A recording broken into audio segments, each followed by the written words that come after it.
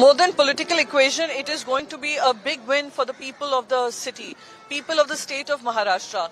They were expecting, they were hoping that the two of them would come together on the same platform and contest together and give a credible alternative to this Mahajhuti Gathbandhan which is in power.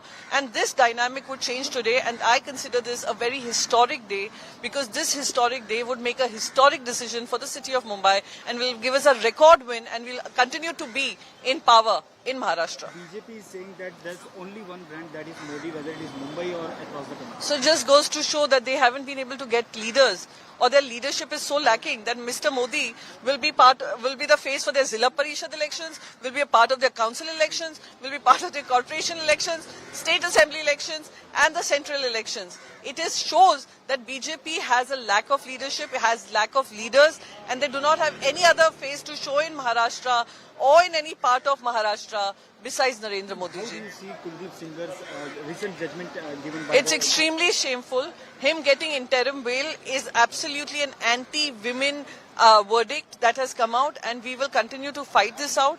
What has happened is extremely a reflection of what we are seeing, the anti-women agenda of the Bharatiya Janata Party, whether it is Nitish Kumarji pulling down a woman's veil publicly and humiliating her, to people coming forward and defending that particular move, including Giriraj Singh, who's a union minister.